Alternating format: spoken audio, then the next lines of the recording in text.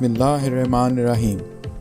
السلام علیکم ناظرین، پاکستان میں اس وقت کرونا کیسز کی کل تعداد 38,648 ہے اور 836 لوگ اپنی زندگی گنوا بیٹھے ہیں اب تک۔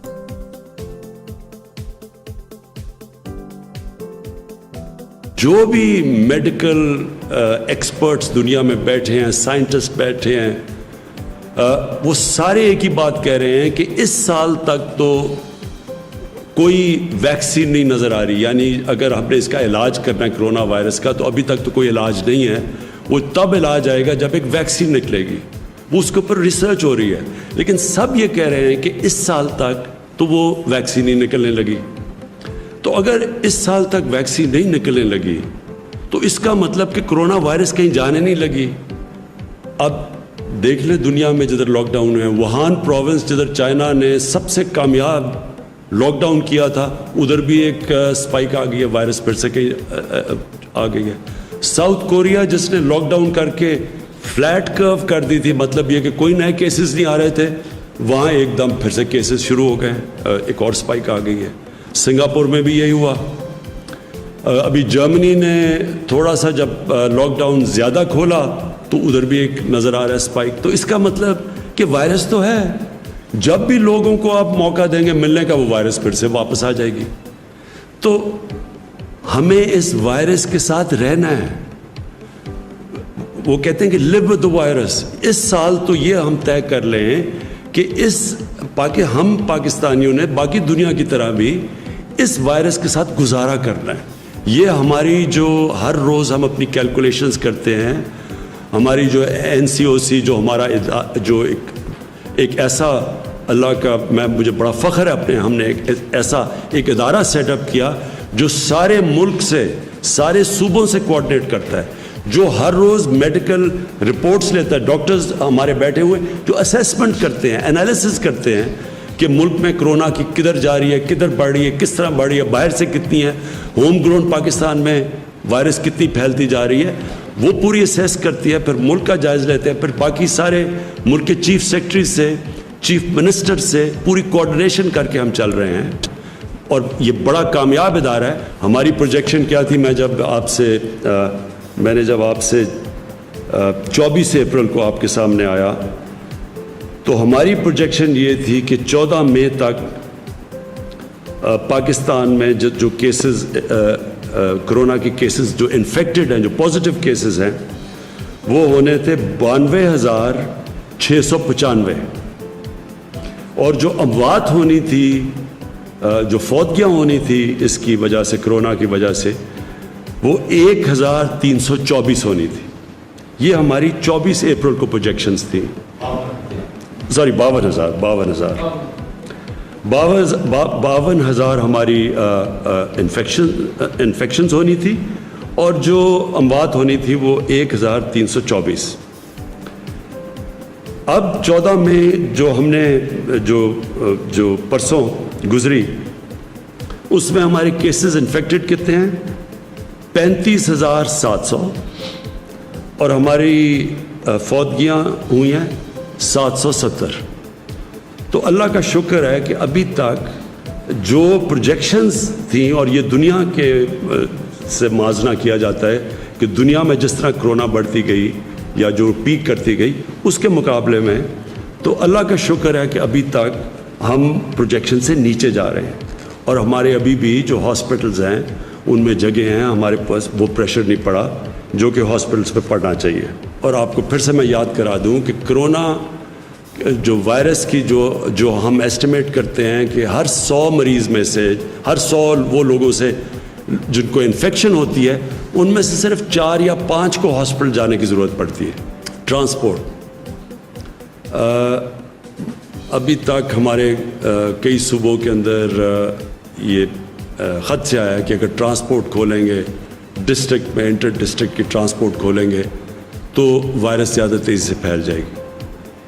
میں پھر سے، کیونکہ ہم سارا کنسنسس سے فیصلے کرتے ہیں، ہماری NCOC ہر روز ملتی ہے، اور پھر NCCs میں جدھر سارے وزیر اعلیٰ اور چیف سیکرٹریز ہوتے ہیں، ہم سب بیٹھ کے سارے فیصلے کنسنسس سے ہوتے ہیں، وہ جماعتیں ہیں جو اپوزیشن میں بھی ہیں, جو ہمارے ساتھ نہیں ہیں, ہم سب کو اپنے یعنی کوئی فیصلہ یہ نہیں کرتے کہ جدھر ہم یہ سمجھیں کہ کوئی ایک صوبہ نہیں مان رہا, تو کنسنسس سے فیصلے ہوتے ہیں. اس لیے میں پھر سے سب سے ریکویسٹ کرتا ہوں کہ پبلک ٹرانسپورٹ کھول دیں.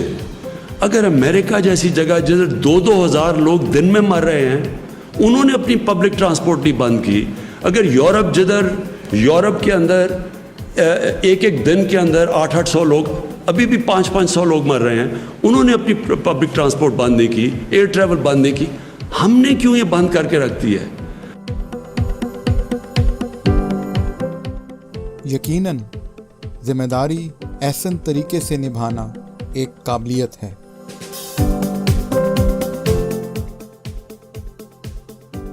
یہ بدنظمی جو آپ ابھی اپنی اسکرین پہ دیکھ رہے ہیں, یہ جناح میڈیکل کالج ہاسپٹل کراچی ہے. یہاں ایک کرونا کے مریض کا انتقال ہو جاتا ہے, اور چونکہ کرونا کے میت کی تدفین گورنمنٹ اپنی ذمہ داری میں کرتی ہے, باہر میت کے عزیز و اقارب کا ایک مجمع جو کہ شاید ان احکامات سے غافل ہے یا پسند نہیں کرتی اس طریقہ تدفین کو, زبردستی اس ڈیڈ باڈی کو حاصل کرنے کی کوشش کرتی ہے, جس کے نتیجے میں توڑ پھوڑ کے مناظر آپ دیکھ چکے ہیں. اب یہ واقعہ عام لوگوں کے عمومی رجحان کی عکاسی کرتا ہے. حکام چاہے لوگوں کو ایسے روک لے, پر اصل احکامات کی پابندی تب ہوگی جب کوئی دل سے تسلیم کرے گا.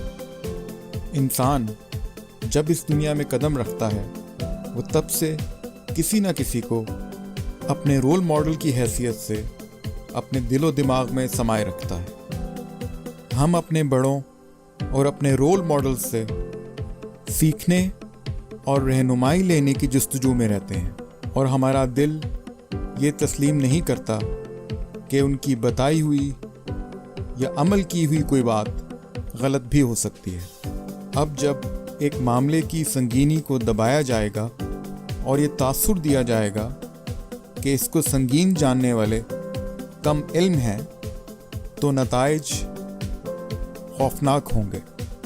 اب اس ہسپتال کے حادثے کے بعد عین بعید ہے کہ بہت سے لوگ اپنے کرونا کے مریضوں کو ریاست سے چھپائیں, اور یوں یہ جہالت پریشانیوں میں مزید اضافہ کرنے کا سبب بنے گی.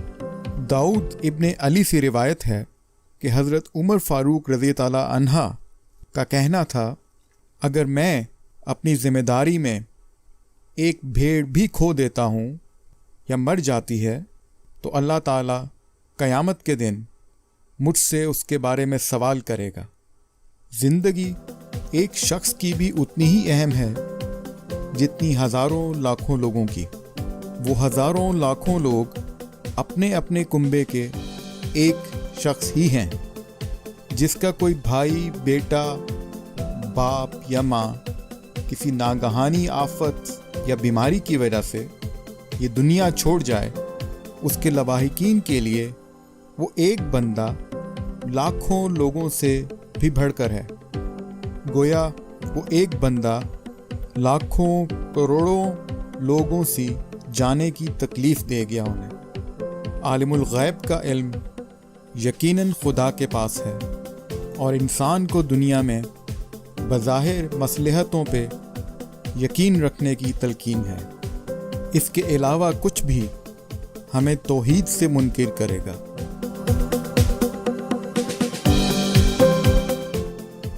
گزرے دن یوم علی علیہ السلام کا جلوس نکالنے پر 250 سے زائد لوگوں کے خلاف مقدمہ درج کر لیا گیا, جن میں سے 100 راولپنڈی میں اور 150 سے زائد لوگوں کا تعلق کوئٹہ بلوچستان سے ہے.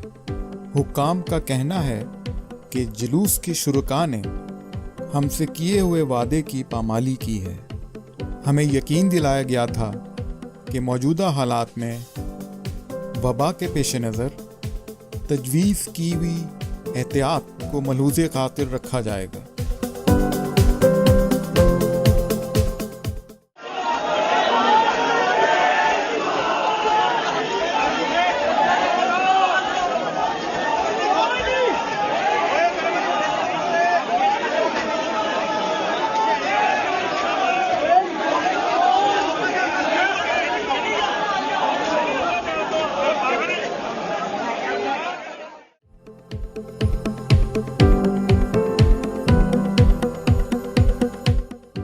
اب ہمیں اجازت دیجیے، اگلے بلیٹن میں انشاءاللہ کچھ اور اہم معلومات کے ساتھ حاضر ہوں گے۔